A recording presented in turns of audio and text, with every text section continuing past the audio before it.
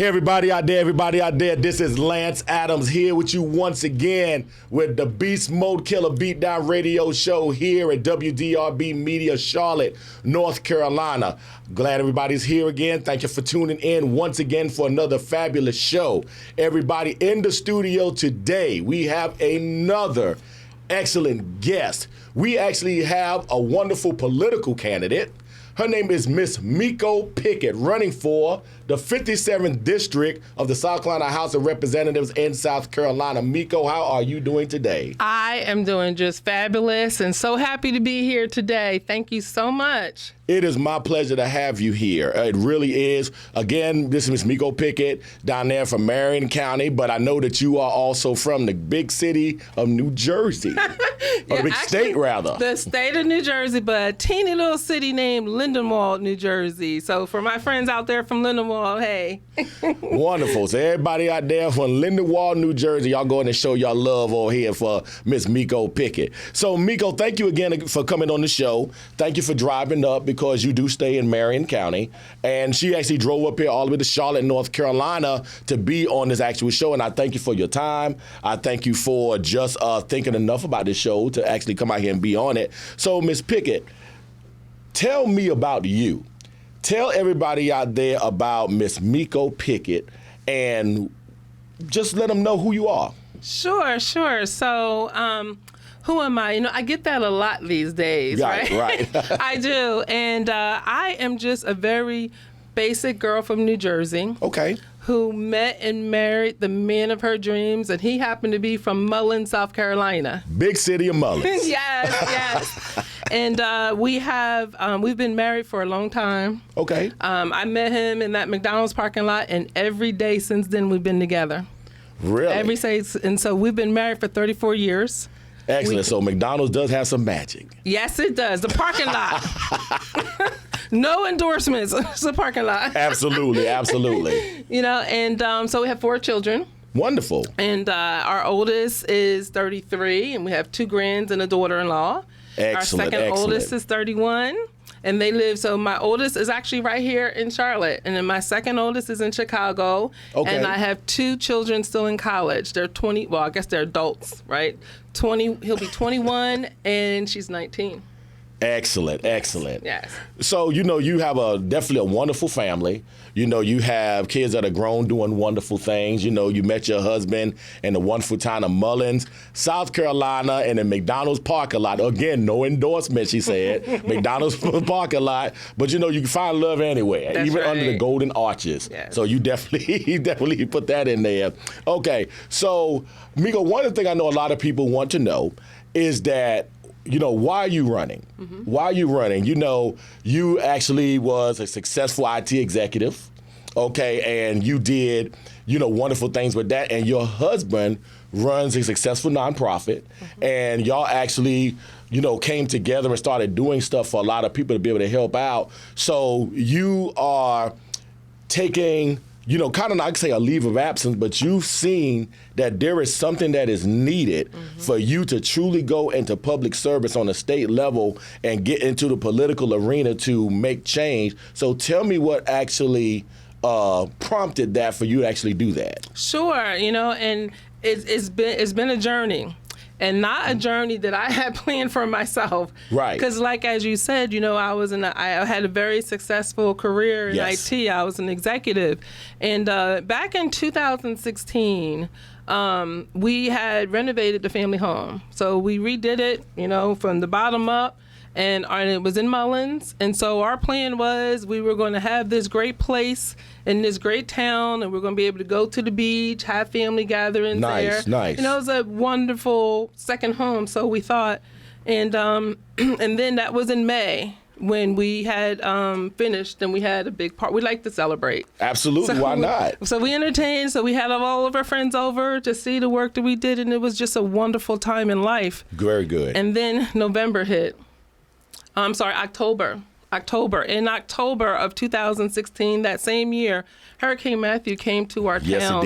Yes, it did. And it destroyed a lot. It did. Destroyed a lot. And it was my first time.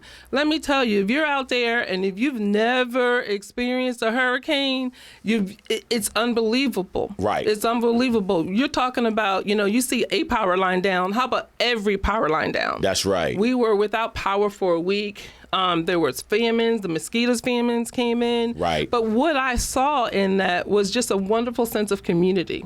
Right, the community came together, and and me still being in corporate America at that time, and having technology skills, I just started helping people. Right, through my husband's foundation, we started to help people with their FEMA paperwork. Right, because we had to recover, and we all had to recover together. We had no idea what the next day would bring. Right, so. We became the liaisons for people between federal agencies, between state agencies, between banks and insurance companies, and paperwork, making phone calls, whatever had to be done so that we can all recover together. Right. And so then there was, through that recovery process, the federal government allocated $127 million for recovery in our community. That's a lot of money, isn't it? Yes, it is. A lot of money. So people were going to be able to get new homes. People were going to be able to get homes renovated. So sounds great, but you know what? There's been problems in execution. Right. So we continue to advocate for our community, right, with the state agency and whomever we needed to say, okay, how do people get access? Right. And then how, if they're having issues, how do they get those issues addressed? And so over time, I just started to get more pulled to the nonprofit work that we were doing, starting with the hurricane, but we also do annual toy drives. We started the toy drive here in Charlotte. One year, we actually provided toys for over 1,000 children. That's amazing. Yeah, so that really is. So we, we started with here in Charlotte. So we moved that toy drive we moved it to Mullins. It's still going on in Charlotte. St. Paul Baptist Church, if you're out there, they still do the toy drive every year. Very good. It's something y'all started. Yeah, so we actually call it a shopping experience, and that's a whole nother story for another day. But it's wonderful, and so we moved the nonprofit work there, but yet still, I was working remotely, right? I still had my job in Philadelphia as an IT executive, but what I found was that I was getting pulled. Right. That my heart was more with the community than it was with corporate America. Absolutely. And so we made a tough decision as a family. And I say we prayed about it. Right. And I say but something tells me I didn't have a whole lot to do with it. I was just pulled you know what? This is not for you anymore. And so we made the decision. This was in August. Right. August last year, I decided to retire. Still hadn't decided to run for office. Right. I just know we need to do a lot more work in the community. And so when we did retire, then we started to spend all day focusing on the disaster recovery. I realized the problem was bigger than I ever imagined. Right. And it needed more attention than I was receiving from the legislators, right? And from the state agencies. I needed more attention. So I'm like, well, how do I get that more attention? You run for office. Makes sense. You run for office. And that's when we decided, and that is really what led up to it. And, that's a wonderful story, because I definitely feel that tremendously. And not telling my story because it's about yours, but it was the same thing with me after 23 and a half years of being in law enforcement and things of that nature. And you're used to steady check, you're used to a certain money, you're used to that. Yeah. But then you get that call. And to me, it was God's calling to say, it's time to go. And 25 years, I left a year and a half shy of my getting retirement, because it was time for me to go. And the same thing with me. I delved into my nonprofit, my business, because I felt that there was a need out there that kind of the walls of, I guess, corporate America just wasn't going to allow me to do. So I think that's a wonderful story, and it shows your heart that you left something that you was doing, and that obviously you make an executive, so you probably was making a decent income from it. You did that, stepped out on faith to be a public servant, because you saw an area that was ravaged by a storm. And I definitely know that I was a state trooper at the time when Hurricane Floyd came through that area years ago. And I was out there on 501 directing traffic. And like you said, if you have never seen a hurricane up close. It is not something that you just see on storm chasers and it's fun. It's not. It's not fun. And one of the things I saw in your video, your campaign video, you saying you were showing a house that had a tree on it. Yes. And like almost a year later. 4 years later. 4 years later. It's still there now. It still got the same tree on there, but you said there was money that was allocated for this. So why do you think, in your opinion, that this stuff haven't happened yet? Why hasn't this money been allocated, I guess, to the public and to the community on where it needs to go? Sure. And so in 2016 we had Hurricane Matthew, and the funding came not too long after that. Well, in 2018 we had Hurricane Florence. And Hurricane Florence did a lot of damage, too. Yes, it did. So essentially what happened, and again, I'm not bashing the good people who work for those state agencies, right? They go to work every day. I talk to them. I work with them a lot, and I know their hearts are in the right places, right? But there have been some missteps along the way. The community that I live in, in terms of people getting access, it does depend on community advocates to help people to know what's available to them. Right? Because if you don't have access to internet, and in my community, almost 60% of people do not have internet. That's They correct. do not have it at all. So if you don't have access to internet, or if you're not clued in to how to get access to certain things, it may pass you by. Right. And then even still, as you're going through the process, it's the government, right? So they need certain I's dotted and T's crossed.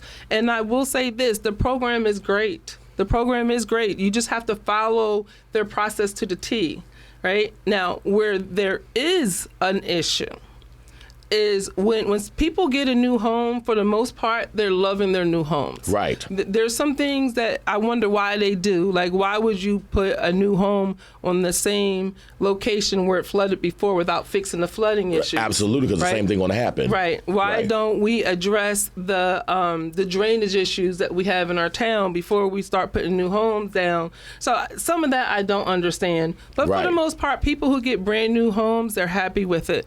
But what really pulled on my heart are the people who are getting homes that need repairs. And so what happened was the state agency has hired a couple general contractors that don't live from, they're nowhere near here, right? They're bringing in people from Florida, from Texas, from who knows where, and they're coming into our community and making horrible repairs on people's houses. If I had 2 hours with you, I can break it down. But I have videos and pictures and testimonials, right, of people's homes that are literally worse now than they were before the storm. Man. So, that keeps me up at night. Right. So, and for that reason, I said, we got to do something, right? I have, I have brought the leaders of those organizations down to Marion County. I have taken them into the houses, still to not a good avail. And I'm sitting here shaking my head because, like I said, I've seen that, and people that are out here truly suffering when it comes down to stuff. And it's how I feel is that, and not saying anything against who you're running against or anybody who's in government, is that your job is for the people. Yes, it's for the people. You are elected as a representative, a senator, to be able to represent the people and to give them the utmost safety when it comes down to them. And one thing that I definitely want to commend you on, and I'm going to let everybody see this. This is what I got when she came in the door. This is the COVID care super packet that she gave me. Now, what she give now, and I thought this was very impressive. In here, it has on here, be safe. She has 2 masks that she's given, of course, and also, even if you see, it's social distancing. Look, me and Ms Pickett right now, usually when I'm sitting with people, we right up on each other. Okay, we right up on each other, okay? But she made it known, listen, I want to, I'm practicing social distancing. When we came in, we arm bump, whatever case may be. We dab each other up with some air in between us, and that's how you do. But this is the analogy of somebody that's going around doing this out of your own pocket and going around and handing stuff like this out so people can be safe in the community. So this right here is the type of person right now that truly cares to go out there doing this. And she got some, sanitizer right now with $400 a bottle. So it was one of her local businesses that you're supporting that made hand sanitizer, be able to have that, and nobody in the studio right now know y'all can't have none. Her name is Quan. She's from Mullins. That's right. Okay. Her name is Quan. She's from Mullins, and she made the hand sanitizer for us that we put in the MIKO Cares Care Kits. All right, cool. That's right, the MIKO Cares Care Kit. Oh, that's right. I'm about to make a tongue twister, so that's right. It's good stuff right here. Okay, so what we're going to do right now, MIKO, thank you very much. We're going to go to a commercial break. So everybody tune back into the Beast Mode Killer radio show, and we're going to get into some more information with your 57th District House of Representative nominee, Ms. MIKO Pickett, right here on the Beast Mode Killer radio show, WDRB Media, Charlotte, North Carolina. Y'all tune back in. Hey, everybody, thank you for tuning back into the Beast Mode Killer radio show here at WDR Media, the voice of the community. Once again, if you are just tuning in, which you shouldn't have been, you should have been here from the beginning, we are here with Mrs. MIKO Pickett, 57th District nominee for the House of Representatives. So before we went in, we started talking about this wonderful care package you made. So it brings up the conversation about COVID. Yes. Okay, and so we was already talking about different disasters and stuff that hit, the hurricanes that hit. So with COVID-19, you are definitely a big advocate of the prevention of this pandemic. Tell me, what you have seen it kind of done in the area and things, that you feel that needs to be done or you have been doing to kind of, prevent this and bring awareness to people about it. Sure. We talked about how we are both from different states, right? And I get calls from friends in other states that have passed away. I'm a line dancer as well. Okay. And it's a big line dancing community, and we love on one another. And we've lost line dance brothers and sisters. One that was I was also a line dancer with the Charlotte Divas here when I was in Charlotte. Okay. And we've lost the diva. Oh, I'm sorry to hear that. Yes, Ms. Janice Jones. So yesterday I got a phone call from a friend of mine. Her father passed away from COVID in Philadelphia. So I get these calls a lot, right? And what terrifies me the most is the thought that what it would do if it came to my little town. Right. So that's why we create the MIKO Cares Kit. And, during the break, we were talking about unemployment and how in South Carolina, people have been out of work for 6-7 weeks with no unemployment. That's right. The website is atrocious. The phone lines have been shut down and the offices are closed. So how are you supposed to feed your family? That's right. How are you supposed to get by? So one of the things that we are doing with the foundation, and we started this way back when, planning. I'm also a board member with MCCC, the Marion County Coordinating Council. Okay. And we had a feeling this was coming our way. Right. So we started to talk about food insecurity. So to date, we have helped out and provided food for over 900 families. That's excellent. So we will go, we will pick up the food, we will volunteer, we reach out to our network of volunteers and we say, hey, this is when the food giveaway is going to be.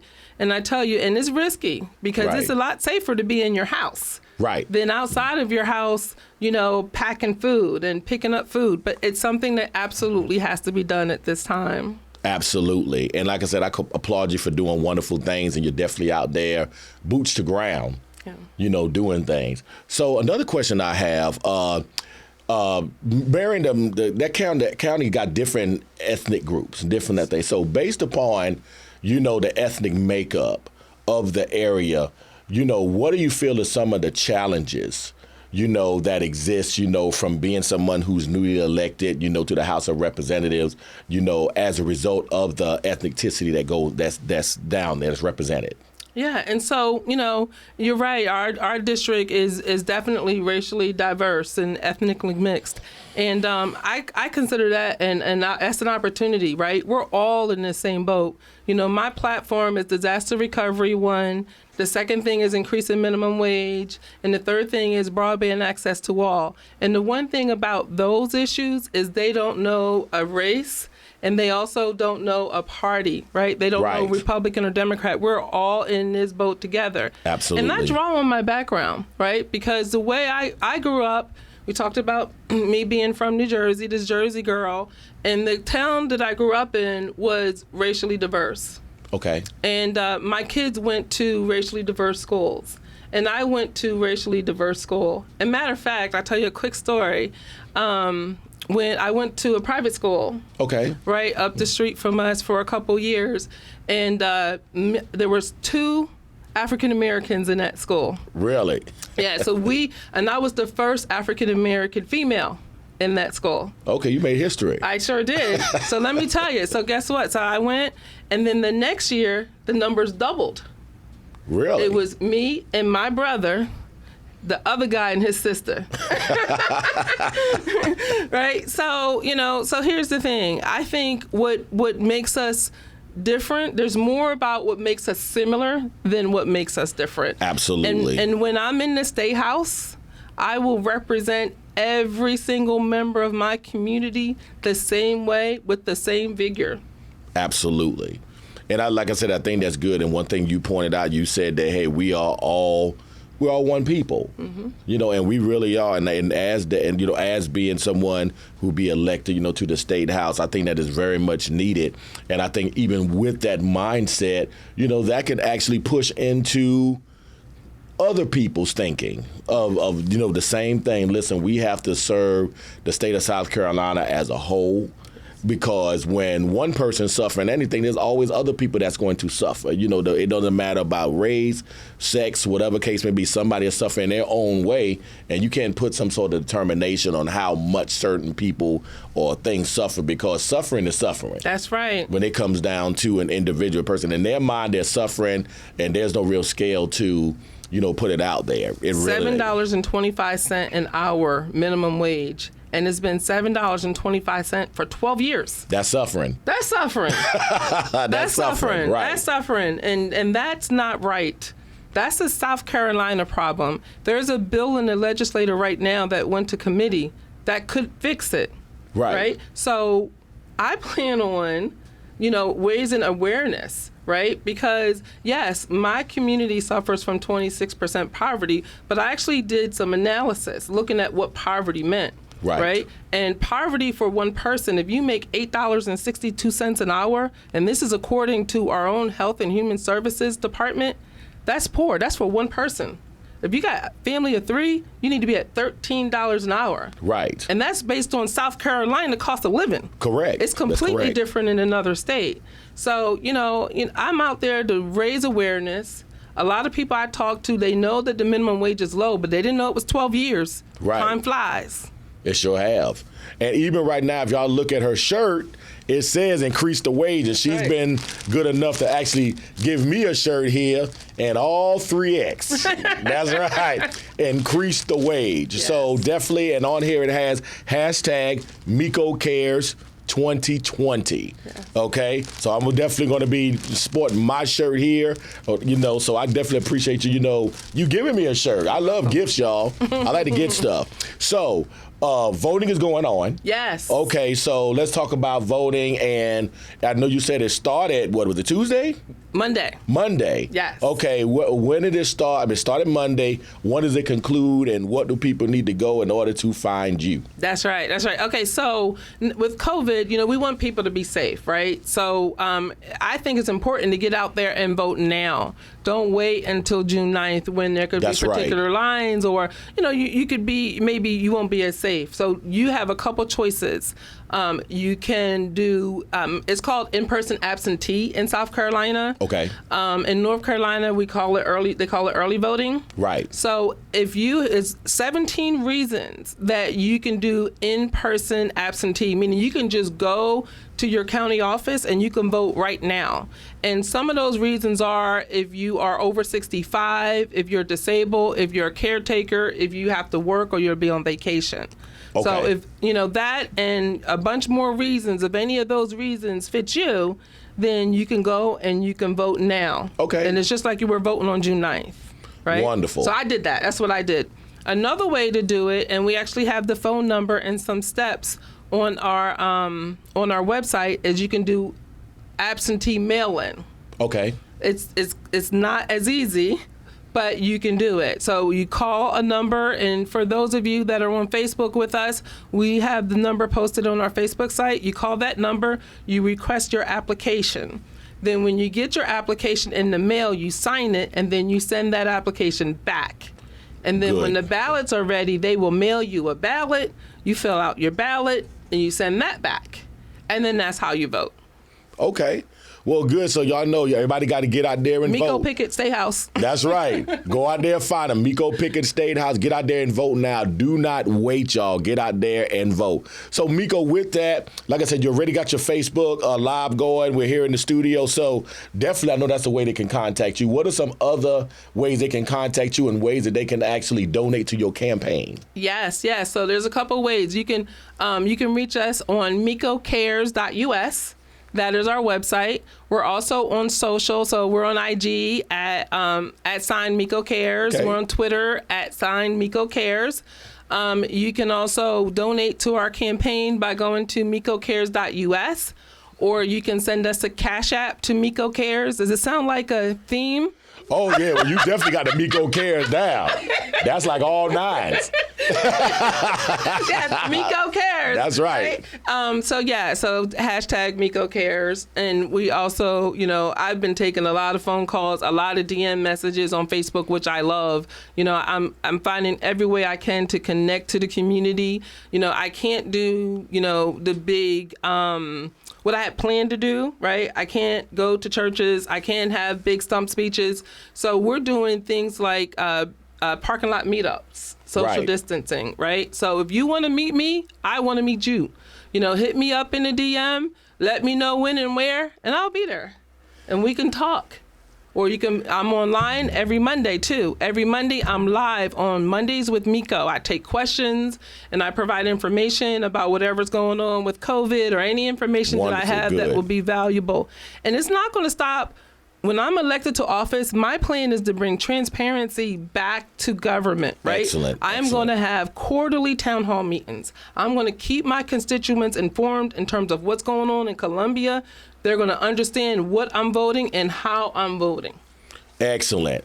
Y'all are here with Ms. MIKO Pickett, 57th District House of Representative nominee. What we're going to do right now, we're going to give each other one of those social distancing bumps right there. Bam. Bam. That's how we do it. That's how we do it here in the studio, okay? So for y'all, definitely go and look up MIKO Pickett. Definitely support her in the polls. Get out there and vote now for her, okay? Right now, remember what her slogans are. She may not be a household name, but she's for every household. I did my homework. Yes. That's right. That's right. So, y'all, this is Lance Simon, the Beast Mode Killer, Beatdown Radio Show, WDRB Media. We thank you. We tune in every Wednesday, 10:30 a.m. Eastern Standard Time, either on WDRB Media, iHeartRadio, TuneIn, or YouTube. We thank y'all very much for tuning in. Thank you, Ms. MIKO Pickett, for being with us. And as I always say, if you want to sit at the winter feast, you must unleash your inner beast. Y'all have a good one. See y'all next week. All right. It's just been a wonderful experience, really from the very first reach out. I appreciate, Christina got into, I don't even know how I met up with Christina or how this connection got made, but it was like I'm connecting with a lot of people, trying to find outlets to advertise for my campaign, to reach my community, but they don't always get back with me. Not the case here. It was like, boom. I probably got 100 emails from her right now. But in every question that I had was answered. So I really, really appreciate that. And you know what? There was no prep for this. It was a conversation. And that's what I want my community to feel from me.